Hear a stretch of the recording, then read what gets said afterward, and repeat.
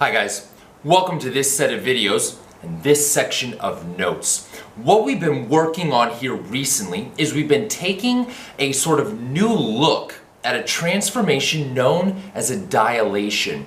Now what we've said so far about dilations is that a dilation is what we call a similarity transformation.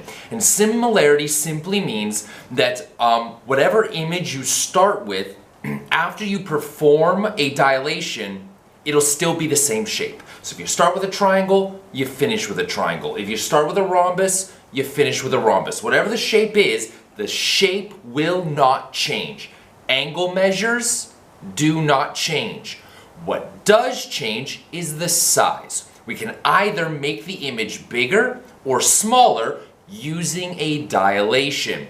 So now what we're going to do, it's because you probably have been wondering all year long in every chapter, once we learn something new, we then bring algebra into it, right? And we begin to solve a diagram for unknown angle measures or lengths. And you've probably been thinking to yourself, gee, Mr. Lawrence, I wonder when is algebra going to show up?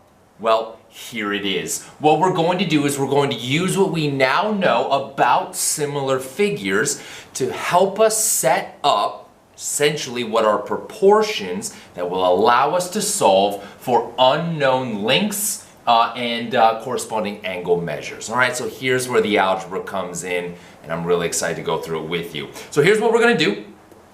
Of course, our essential question is this. This is really the purpose of going through these notes. I want to know, if figures are similar, what can we determine about the measures of corresponding angles and lengths? What do we know about those? We'll talk about that. Now, in order to do that, right, we're going to identify similar figures. You got to know, are the figures similar? And then once you know that those figures are similar, what can we then say about corresponding lengths and corresponding angles? So, like I said, if you've been wondering, where's the algebra in all of this? We're going to see it today. So here we go. Let's jump right into it. First, let's let's sort of run through some stuff that we've already talked about. We know that in order for figures to be similar, the angle measures must be the same. The shape of the object cannot change. Cannot change the shape. Angle measures are the same. What will change is the length of the sides. But the ratio for the lengths of corresponding sides must all be the same, and we call that ratio our scale factor K. So here we go. Let's run through a couple of problems I've got for you just to sort of refresh us on all of that before we jump into actually doing some algebra. So what I've done here in the diagram on the coordinate plane is I've given you two images, A, B, C, D, and then K, L, M, N, right? Those are my two images. I want you to determine if these figures are similar. Well, in order for them to be similar, first thing I need to do is I need to make sure that all of the angle measures are the same. I know that angle A is going to be congruent, or will have to be congruent to angle K. Those are the corresponding angles. And I know what they are. In this case, they're both 90 degrees, right? It's really easy to see that those are both 90-degree angles. I'll do the other easy one.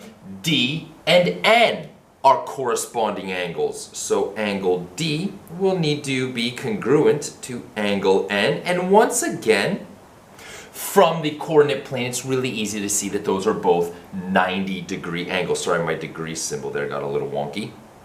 Okay, what are the other ones? Well, angle C needs to be congruent to angle M. So angle C needs to be congruent to angle M, and angle B needs to be congruent to angle L. Now, these ones are a little bit trickier, right? Because they're not 90 degrees. So the only way that you would be able to figure out what these angles are is if you were to use a protractor or something like that, lay a protractor over the angle and measure the angle. In this case, I'll give them to you. They do, in fact, actually, could use a protractor or just a visual inspection, right? By looking at it visually, right? Are the adjacent sides to the angle, do they appear to be parallel?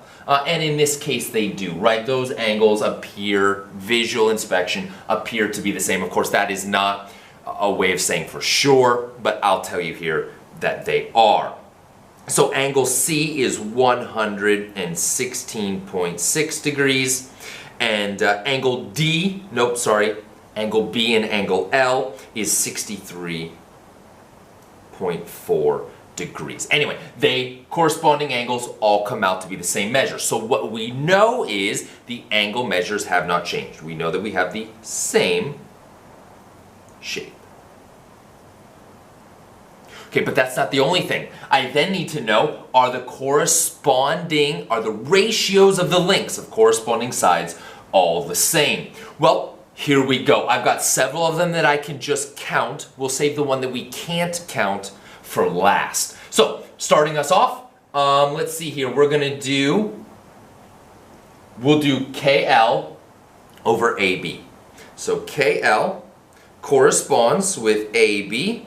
Again, we can simply count, and what we see is that it looks like AB is 3.5 and KL is 7. And again, that's just counting, right? 1, 2, 3, 4, 5, 6, 7. 7 units from K to L, whereas it's 1, 2, 3.5 units from A to B, right? You just count on the coordinate plane because it's a horizontal line. Okay, well, 7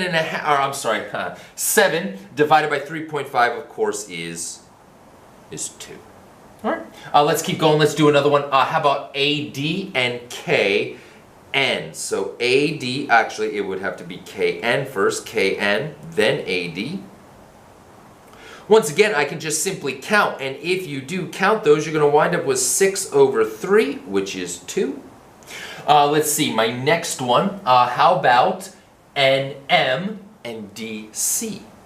NM and DC. Again, the reason I'm doing these ones first is because they're horizontal or vertical lines, and since it's on a coordinate plane, I could just count them. So NM is 1, 2, 3, 4, whereas DC is only going to be 2. So 4 over 2, and once again, so far so good, right? 2, 2, 2, that's what I need. I need those ratios to all be the same.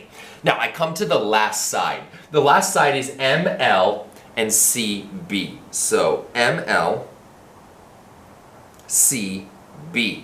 Okay, now, these lines are not vertical or horizontal, right? They're on a slope. They're at a diagonal, which means the only way to find their length, because they're on a coordinate plane, you can find the ordered pairs. You can find M and L. What are the coordinates for those points?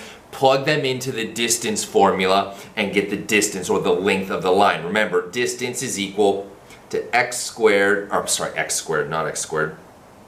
x2. x2 minus x1 squared plus y2 minus y1 squared, and then you take the square root of all of that. So as long as you know the coordinates for M and L, plug them in, don't fat finger something on your calculator, you'll get the distance. Same thing, coordinates of C, coordinates of B, plug them in, don't fat finger something on your calculator. Anyway, if you were to do that, you would wind up getting 6.7 and 3.35, which turns out to be 2. So, what have I got here? I asked you, determine if these figures are similar. I need 2 things. The angles can't change. They both have the same angle, so the angle measure is preserved. And all of the corresponding sides have a ratio that is the same. My scale factor is 2. So, are these figures similar? Yes, they are similar.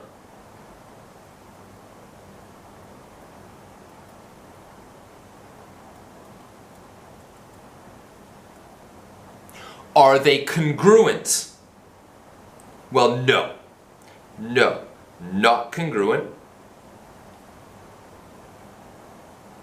And we know that they're not congruent. The reason we know they're not congruent is because the lengths of the sides have been changed, right? We have used this scale factor of 2 to take A, B, C, D and enlarge it. All right, head on over to the next page of the notes. We'll try one more of these again just to sort of refresh ourselves on what it means to do a dilation and how we determine if figures are similar. I'll meet you guys there.